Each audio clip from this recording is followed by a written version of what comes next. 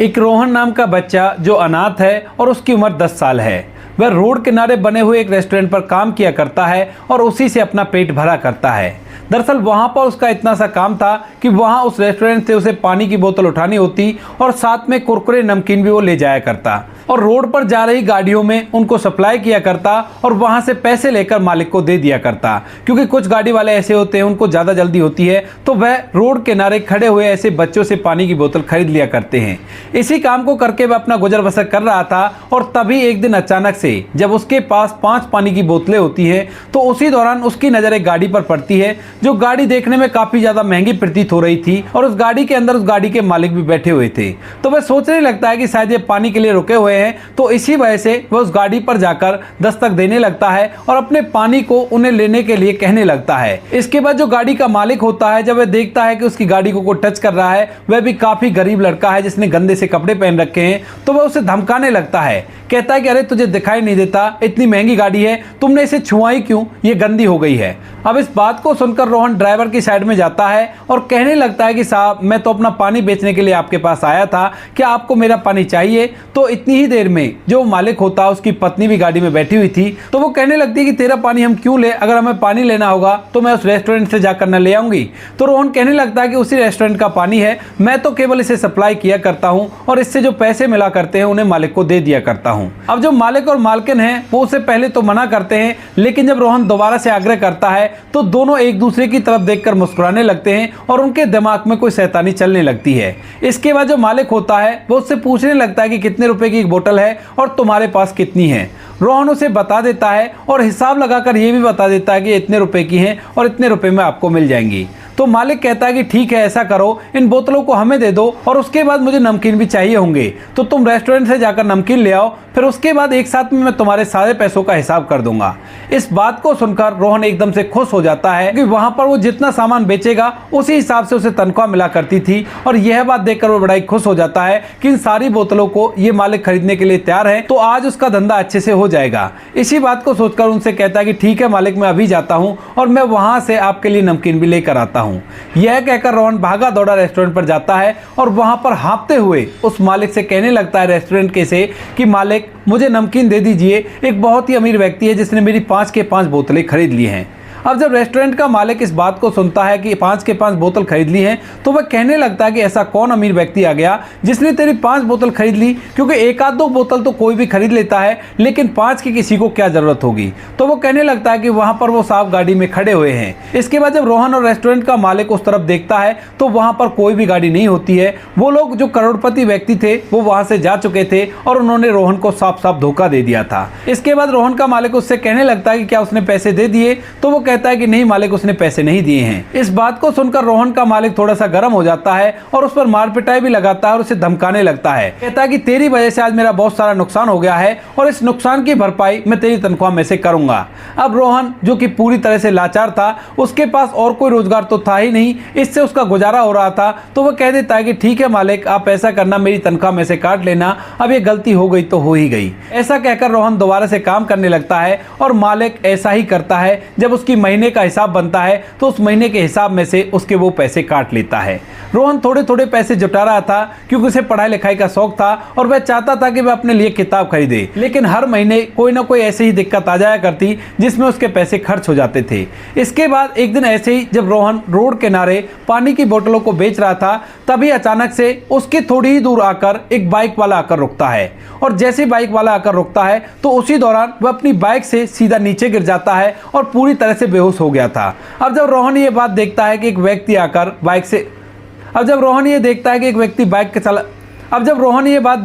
व्यक्ति बाइक चलाकर आया है और यहाँ पर आने के बाद अचानक से बेहोश होकर गिर गया है, तो वह उसके पास जाता है और वहाँ पर लोगों को उससे उठाने के लिए कहता है, लेकिन लोग आज की भागदौड़ भरी लाइफ में काफ़ी ज़्यादा व्यस्त थे और वह उस व्यक्ति की तरफ और रोहन की तरफ बिल्कुल भी ध्यान नहीं देते हैं, क्योंकि एक बहुत बड़ा शहर था और इस बड़े शहर में कोई दूसरे की मदद करने के लिए तैयार नहीं है। लोग अपने काम धंधे में लगे रहते हैं। तो रोहन उसके पास बैठ जाता है और उसे होश में लाने की कोशिश करता है। इसके बाद जो रोहन के पास पानी की बोतल बोतल थी वह उसमें से एक बोतल का ढक्कन खोलता है और ढक्कन खोलने के बाद उसके चेहरे पर पानी के छींटे लगाता है। वह रोड पर पड़ा हुआ था और रोहन ने अपनी पानी की बोतल और साथ में जो उसके पास नमकीन और कुरकुरे की पैकेट थी वो सभी इस तरह से रख दिए थे ताकि लोगों को दूर से दिखाई दे जाए और कोई भी गाड़ी वाला इनको बचाकर यहाँ से निकल जाए। थोड़ी देर में उस व्यक्ति को होश आ जाता है और होश आने के बाद जब ये सब कुछ देखता है कि एक छोटे से लड़के ने उसे पानी डालकर होश में लाया है और साथ में उसने उसकी सुरक्षा के लिए कुछ बोतलें भी रोड पर इस तरह से रख दी हैं ताकि लोग उनसे बचकर निकले और यहाँ पर ऐसी कोई दिक्कत ना हो सके। वैसे तो रोड के किनारे पर था लेकिन फिर भी उसने एक सावधानी भरा कदम उठाया था और इस बात को देखकर वह व्यक्ति बड़ा ही खुश हो जाता है। वह उससे पूछने लगता है कि बेटा तुम कौन हो और तुमने मेरी मदद क्यों की है। तो वह कहने लगता है कि साहब आप बाइक पर आए थे और अचानक से बेहोश होकर गिर गए, तो उसके बाद मैंने कई लोगों से गुहार लगाई लेकिन कोई भी आपकी मदद करने के लिए तैयार नहीं था, तो मैंने सोचा कि आपके मुंह पर पानी डालता हूं क्योंकि अक्सर मैंने सुना है कि बेहोशी की हालत में अगर चेहरे पर पानी डाला जाए तो होश में आ जाता है। इसके बाद वह मालिक उसका धन्यवाद देने लगता है और कहता है कि आज तुम्हारी वजह से मेरी जान बच गई है, अगर तुम नहीं होते तो ना जाने मैं कब तक यहाँ पर ऐसे ही पड़ा रहता और मेरे साथ कुछ भी हो सकता था। इसके बाद रोहन कहने लगता है कि कोई बात नहीं साहब, लेकिन आपको बचाने के लिए मेरी 20 रुपए की पानी की बोतल का नुकसान हो गया है तो आप मुझे 20 रुपए दे दीजिए वरना मालिक मुझ पर चिल्लाएगा और मेरी तनख्वाह में से इन पैसों को काट लेगा। यह बात सुनकर वह उससे पूछने लगता है कि बेटा क्या तुम्हारे माता पिता नहीं है जो तुम्हें इतनी छोटी सी उम्र में पानी बेचना पड़ता है। तो वो कहने लगता है कि नहीं साहब मेरे माता पिता नहीं है, मैं तो अनाथ हूँ और इस रेस्टोरेंट पर रहकर काम किया करता हूँ और इसी से अपना गुजारा किया करता हूँ। अब मालिक जब ये बात सुनता है तो उसे इस बात का बड़ा ही बुरा लगता है और वो उससे पूछने लगता है कि बेटा क्या तुमने पढ़ाई लिखाई नहीं की या तुम पढ़ने लिखने के लिए नहीं जाते। वो कहता है कि साहब मेरा मन तो बहुत करता है लेकिन मैं जाऊं तो जाऊं कैसे, क्योंकि मेरा पेट खाना मांगता है और खाने के लिए मुझे काम करना होगा और अभी मैं छोटा हूं ना तो मुझे इतने पैसे मिला करते हैं जिनसे मेरा पेट भर जाता है और थोड़े बहुत रुपए जो बच जाते हैं वो मेरी बीमारी वगैरह में लग जाते हैं। तो जब मैं बड़ा हो जाऊंगा ज्यादा पैसे कमाऊंगा तो उसके बाद मैं पढ़ाई कर लूंगा। इस बात को सुनते ही जो वह व्यक्ति होता है उसकी आंखों में आंसू आ जाते हैं और वह झट से उस बच्चे को गले लगा लेता है। कहता है कि अगर मैं तुम्हें पढ़ाना चाहूं तो क्या तुम पढ़ सकते हो। तो रोहन उस व्यक्ति की तरफ देखता है और कहने लगता है कि आप भला मुझे क्यों पढ़ाएंगे, मैं आपका कौन लगता हूं और इस मतलबी दुनिया में कौन किसी दूसरे की मदद करता है। तो वो कहने लगता है कि नहीं बेटा ऐसी बात नहीं है, अगर तुम पढ़ना चाहते हो तो मैं तुम्हें पढ़ा सकता हूं, केवल तुम्हें ये बात डिसाइड करनी है कि तुम पढ़ सकते हो नहीं पढ़ सकते। तो उसके बाद रोहन कह देता है कि अगर आप मुझे पढ़ा सकते हो तो मैं बिल्कुल पढ़ना चाहूंगा, मुझे पढ़ाई बहुत अच्छी लगती है। इसके बाद जो वह व्यक्ति होता है वहां से रोहन को अपने साथ लेता है और उस रेस्टोरेंट पे जहां पर वो काम किया करता था वहां के मालिक से बात करने लगता है। कहता है कि देखो अगर ये लड़का अनाथ है और इसका कोई भी नहीं है तो मैं इसे अपने साथ रखना चाहूंगा क्योंकि इसने मेरी जान बचाई है, अगर आपको कोई आपत्ति ना हो तो मैं इसे अपने साथ ले जा सकता हूं। इस बात को सुनकर जो रेस्टोरेंट का मालिक होता है वो कहता है कि हमें इस बात से कोई भी आपत्ति नहीं है, अगर आप चाहो तो इसको ले जा सकते हो, ये जाएगा तो कोई और आ जाएगा, मेरा तो काम चलना है और काम चलता रहेगा, अगर आप इसकी कुछ भलाई करना चाहते हो तो मुझे कोई भी आपत्ति नहीं है। ऐसा कहकर रेस्टोरेंट का मालिक उस व्यक्ति के साथ रोहन को भेज देता है और रोहन भी खुशी खुशी अपना छोटा मोटा सामान उस रेस्टोरेंट पर से लेता है और वहां से सीधा उस व्यक्ति के साथ बैठकर उसके घर जाने लगता है। धीरे धीरे करके रोहन उस व्यक्ति के साथ उसके घर पहुंच जाता है और उसका घर काफी ज्यादा आलीशान था। जब वह घर को देखता है तो उसे विश्वास नहीं होता कि ये इसी का घर है और वो उससे पूछने लगता है कि अंकल क्या ये आप ही का घर है। तो वो कहने लगता है कि हाँ बेटा ये मेरा ही घर है। तो वो कहता है कि अगर आपका इतना बढ़िया घर है तो आप बाइक से क्यों जा रहे थे, आप गाड़ी क्यों नहीं चलाते। तो वो कहता है कि बेटा गाड़ी तो मेरे पास है लेकिन जहां पर मैं गया था वहां पर ट्रैफिक ज़्यादा रहता है और ज़्यादा ट्रैफिक में गाड़ी को निकाल पाना बड़ा ही मुश्किल होता है, तो इसी वजह से मैं बाइक से गया था। इसके बाद वो लोग घर के दरवाजे पर पहुंच जाते हैं तो वहां पर जो व्यक्ति होता है उसकी पत्नी जैसे अपने पति को आते हुए देखती है तो एकदम से दरवाजे पर आती है और साथ में एक लड़के को देखकर बड़ी हैरान हो जाती है। तो उसके बाद वो अपने पति से पूछने लगती है कि कौन है ये और तुम इसे यहाँ पर क्यों लाए हो। तो वो कहता है कि ये लड़का रोड किनारे इस तरह से पानी की बोतल बेचा करता था और इसने मेरी आज मदद की है, इसने मेरी जान बचाई है, तो मैं इसे अपने साथ रखकर अपने बच्चे की तरह पालना चाहता हूँ। इस बात को सुनकर उसकी पत्नी भी बड़ी खुश हो जाती है क्योंकि उन लोगों की शादी को लगभग 15-16 साल हो गए थे लेकिन आज तक उन्हें कोई भी संतान नहीं है और इसी वजह से वो लोग साधारण तरीके से जिया करते थे। बिजनेस तो उनके पास था लेकिन उनके कोई शौक मौज नहीं थे क्योंकि उनके पास संतान नहीं है, तो वह अपनी जिंदगी को ऐसे ही व्यतीत कर रहे थे। इसके बाद वह महिला रोहन को देखने लगती है। रोहन जो कि अभी तक इन सभी चीज़ों को बड़े ही अजीब तरीके तरीके से देख रहा था, क्योंकि जिंदगी में पहली बार उसने इतना बड़ा घर देखा है। अब तक तो वो रोड पर चलती हुई गाड़ियों को ही देख रहा था। इसके बाद वो लोग उसे अपने बच्चे की तरह रखने लगते हैं। रोहन का एक अच्छे से महंगे से स्कूल में एडमिशन करा दिया गया था और रोहन से उन लोगों ने कह दिया था कि तुम हमें मम्मी पापा कह सकते हो और आज से तुम्हारा ही घर है। इसके बाद रोहन भी इस बात को देखकर बड़ा ही खुश होता है और उनसे मम्मी पापा कहकर ही बोला करता है। धीरे धीरे समय बीतता और समय के साथ साथ इस बात को लगभग 15 साल बीत जाते हैं। 15 साल के दौरान उस व्यक्ति ने और भी ज़्यादा तरक्की कर ली थी और उसके पास ढेर सारे रुपए पैसे हो गए थे। रोहन जो कि अब बड़ा हो चुका है और बड़ा होने के बाद वह अपने पिता के साथ उसके बिजनेस में हाथ पटाया करता है और उन लोगों की तरक्की और भी ज़्यादा हो गई थी। अब बीते 15 सालों में बहुत कुछ बदल गया था।